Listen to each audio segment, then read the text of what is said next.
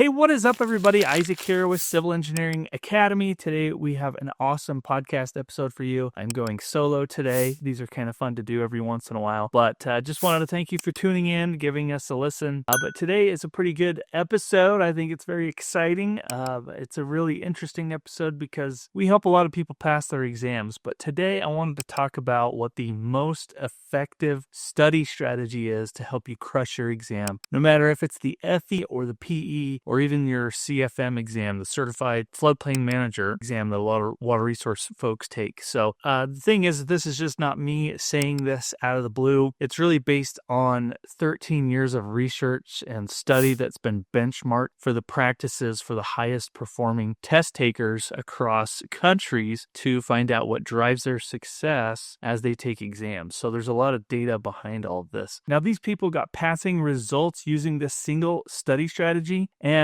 I'm just here to tell you that you can do this too, but there is one big problem with this, and that is that you're probably not going to be doing it as much as you should be. So without further ado, let's get into this material and this episode, and I can share with you this study strategy to help you know how to apply it to your own exam prep and finally crush these exams. See you in a minute. All right, welcome back from that little break. Let's begin to debunk a common misconception that you probably have about passing your particular exams. And that's particularly that it's not about how smart you are or your IQ. You can forget all of that crap about how smart you may be. The research actually found that 90% of test takers think IQ, or really how smart they are, dictates how well they're going to do on their exams. But the other thing that they also found out was that that belief is simply wrong. There's actually another variable that's going to help you impact your exam pass rates, whether you pass or you fail, much more than your IQ ever will. And that is practice exams. And that may be hard to believe, but it's true. And there are two reasons why that's true. So the first one's kind of interesting, and that is that an exam doesn't really care how much you remember about the topics that you study, but how you can use what you remember about them. So you could remember every single formula that they're ever going to ask, every variable, every constant, every conversion that you're going to deal with units. But if you don't know where and how to actually apply those concepts, then it really doesn't make any difference. So don't go memorizing the handbook because it's not going to really help you. You have to learn how to apply this stuff. Now, this is where practice comes in. The practice exams actually bridge that gap between your knowledge and actually the theory of what you're studying. So it's going to help you in applying that theory to actual practice. Now, in the research, they actually found that only 11% of test takers were taking exams prior to their official exam. So in other words, there's only 11% that were out there taking practice exams well before the big deal. And that's not a good number. And that's the same for FE and PE takers if you carry that across the board. So maybe there's some hidden data there that we should care about. Now, the other almost 90%, and the other 89% were either reviewing their study notes, rewriting those study notes, or making them for the very first time. So the point here is that actually during exam taking, those in the 89% category, while they were able to remember what they studied because they organized all their notes well and such, those in the 11% category were actually able to apply what they studied. And what I mean by that is they were actually able to analyze the information on the exam questions and evaluate the given situation, develop possible solutions, and probably scribble out some calculations to help them get things going. And at the end of the day, they were actually able to solve the problem. So the first reason behind all of this is that the application of what you study is what helps you pass the exam. It's not just remembering what you study, it's application. So now the second reason to all this is what's called it's really a psychological effect. It's called a testing effect. When you actually take a practice exam under test-like conditions, you will have to retrieve information from your memory on what you've already studied. And that actually reinforces it in your brain for the long term. It stores it in there for a long period of time, much longer. So in other words, taking a test on what you have already studied helps you remember more of it in the future. And that applies to you taking it on test day. Now, this is simply because practice exams are just one type of what's called active recall study techniques. Just like practice problems and quizzes, for example, all of those require that active recall. So this has been a proven strategy. It's been proven by science to be the most powerful strategy to learn any topic, is to do those active recall studies, which definitely includes doing practice exams. And I cannot tell you how many people actually don't do them. So I can't emphasize that enough. Get those practice exams in. What you're doing is you are getting knowledge out of your brain instead of simply feeding it more and more information all the time, every time you open up a book. And that's exactly what practice exams do. You are putting pencil to paper and getting this out in solving problems. So doing practice exams is an active recall study technique that forces you to remember what you've already read about, watched in a lecture of your review course, or listened in a podcast like this one. If you've ever paid attention to anything we've done in the past, you got to apply this stuff and do it in your own life. Now, I'm going to jump in and add a third reason why I personally think practice exams are one of the best study strategies to help you on your exam prep. And that is the fact that when you actually take a full-length timed practice exam, you're actually simulating the real deal. You're training yourself to get used to all the aspects of the exam that you're actually going to take well before you actually take it, which is a huge benefit to you. And what that gets you used to is you're going to realize how long you're actually going to have to sit still and stay focused on a topic. You're going to look at how the questions are actually going to appear to you. You're going to learn the resources that you can actually use and how to search through them, and how fast you can get through them on your own for what you need for that particular problem. You're going to learn how much time you can spend on each question and a whole host of other benefits. It's putting pressure on you well before the real exam, which is always a good thing before you sit down for the real exam. It also reduces a ton of test anxiety, because most of anxiety comes from not knowing what's going to happen or what's going to happen inside that exam room. But when you actually take timed practice exams, setting yourself up in an environment that's going to be just like the real deal, even if you can only give yourself 2 hours to do that. Specifically, if you can take a few of these, you're going to get used to it. And that's going to eliminate any sort of test anxiety that you're going to have by far, because you're going to know what to expect and how things are going to play out because you've done it multiple times before. You're going to just be in the rhythm, in the groove, and knock this stuff out. So to sum all this up, the key takeaway from all this is pretty simple. Now, knowing the theory is still a big deal. There's obviously a lot of theory questions on the PE or FE exam, but your exam prep will not be as good if you are only focused on that and you're not taking practice exams to applying all of this stuff well before the real deal. So because of all this, I'm going to share with you 6 guidelines to follow to help you make sure you're not skipping any steps as you're taking practice exams. Because if you're going to do this the right way, we might as well help you figure that out. And these steps and guidelines are going to really help you out. So the first guideline that I have for you is that you want to incorporate practice exams into your own study schedule. You know your schedule better than anyone. Make sure you're blocking off time. Typically that's on the weekend. But the simplest way is to make sure you take enough practice exams is simply include them in your study schedule. That's kind of just the gist of it. So when you're creating your study schedule, you plan ahead of time what's going to be in that schedule. Hopefully you're doing that, right? An example of this might be if you're going to study soil mechanics for week 1 of your exam prep, and then you're going to move on to engineering economics or something in week 2. The same thing applies to practice exams. Schedule the specific moments in your prep when you're going to be sitting down to take a full-length practice exams. All of these are kind of checkpoint moments in your life because you want to set yourself up for success. And this is literally an opportunity for you to assess your progress, spot the topics that you suck at, and improve on them, right? We want to improve, and we have to know where our weaknesses are. So maybe you schedule to take 1 practice exam in your 4th week of study, and then another one maybe at 8 weeks into your study. All of that timing kind of just depends on how long your runway is for your own study schedule and how much of the material you can study during the weeks. So just make sure you build that into your schedule. And I don't care if you break it up or whatnot, but as long as you're doing timed practice exams, whether it's 2-hour chunks, 4-hour chunks, a full 8-hour chunk, make sure you're getting that in. All right, now let's talk about guideline number 2, and that is to take it in test-like conditions. So I'm going to drop this one line, and I need you to take it to heart, and that is try to simulate the real exam as much as possible. I mean, this whole thing is really the underlying condition for taking practice exam is to get used to the whole exam experience, and with it, the pressure that you're going to put on self taking it timed. So for this to happen, you're going to need to take it in the official format of the exam. Maybe try to take it during the time of day that you're actually going to take it on the big day. That might help you as well. With the same time restrictions that you're going to have.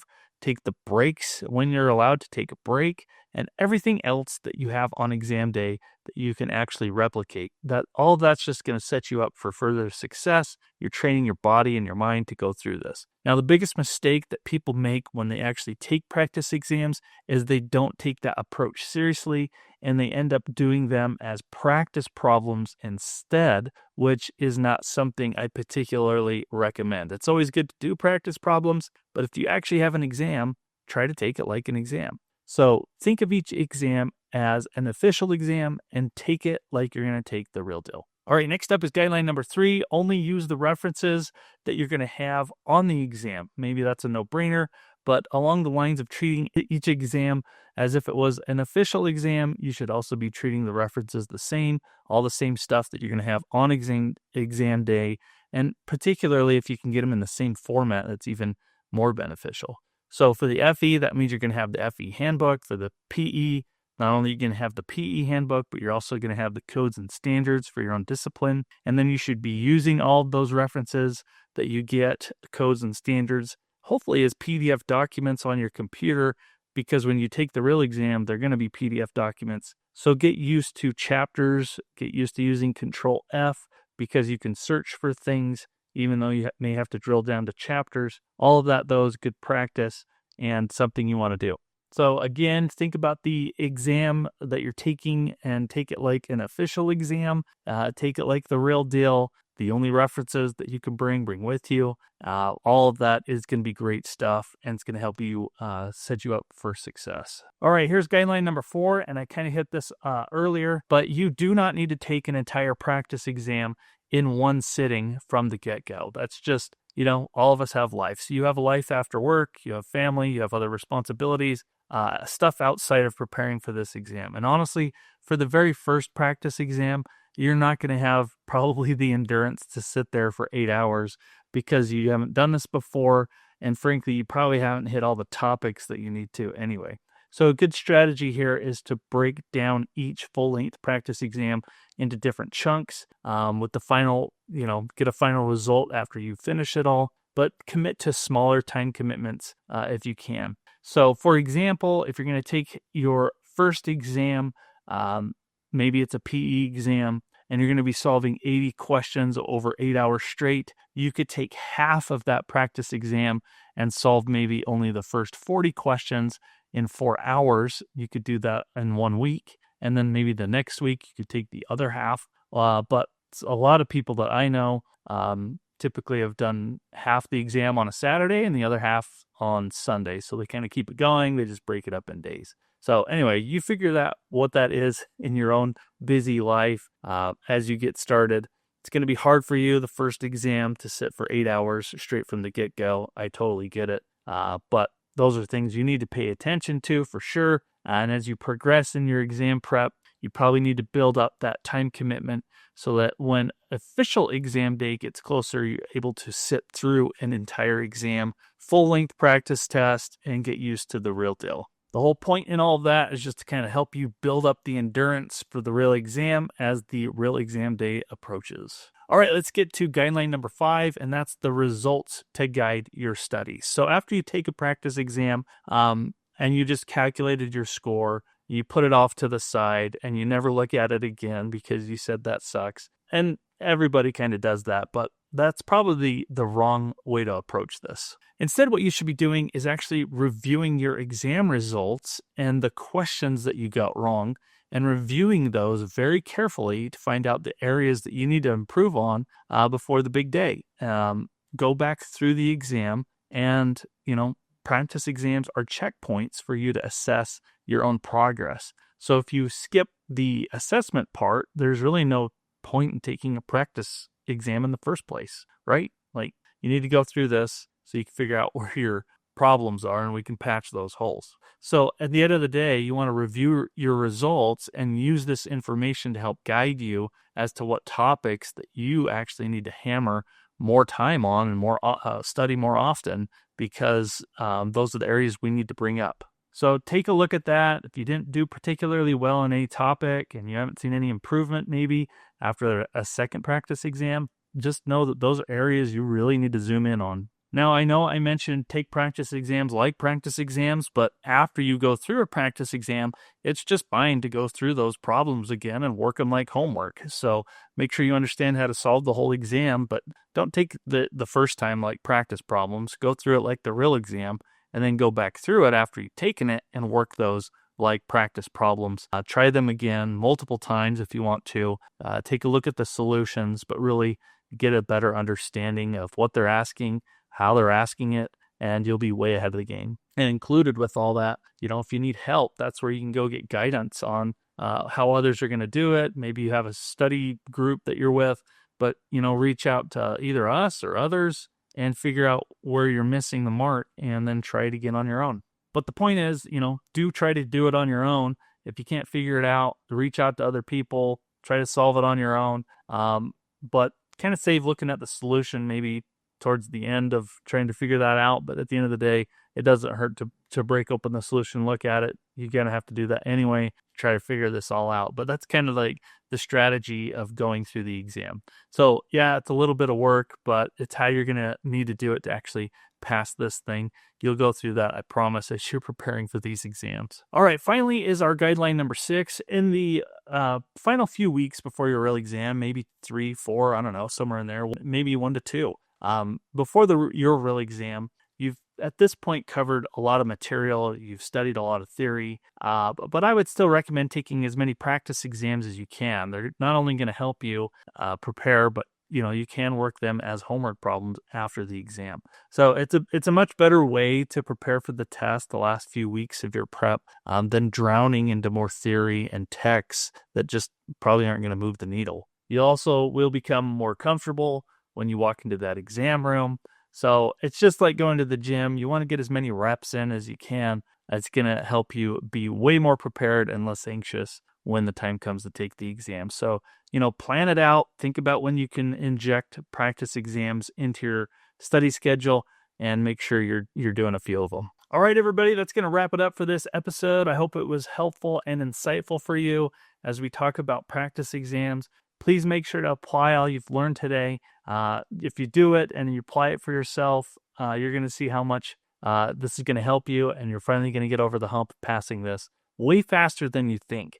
I can't tell you how many people I actually consult with that are repeat takers, and when I ask about their practice exam strategy, that's usually the thing that is missing. So there's a ton of practice exams that are out there that you can choose from, and if you're taking a review course, they definitely should have some in there for you. If it doesn't, and you've already exhausted all of those resources that you have access to, then you're going to want to check out other resources, and we have resources too. So you can check those out at civilengineeringacademy.com/exams. That'll take you to a spot where you can check out our full-blown exams that we have for the Civil FE, the PE, our CFM exam. We also have some for the environmental and the PE environmental exam as well. And we are continually making more. So check those often if one of those doesn't fit the category. You can find links with all of those in the description of this particular episode, whether you're listening to this or you're watching this. And please don't forget to like, subscribe, and share this episode with any of your civil engineering friends. It really helps us out. We do appreciate it, and we love that. I also want to emphasize we have some full-blown CBT exams that simulate the real deal. And for those that are in our courses, I always recommend taking those maybe 2 weeks before the real exam, giving you enough time to prepare for any spots you need to bring up. but those are the most lifelike, true exam experiences that we can offer. You'll find those on our website too. So you definitely have some work to do to go implement those practice exams in your exam prep. Definitely hit us up, leave a comment. If you have any questions about any of this, we are here to help you ace these exams. So anyway, we'll wrap this one up. Go and check out those exams, and let's get preparing and helping you on a journey to become a professional engineer. And we'll see you in the next one. Bye.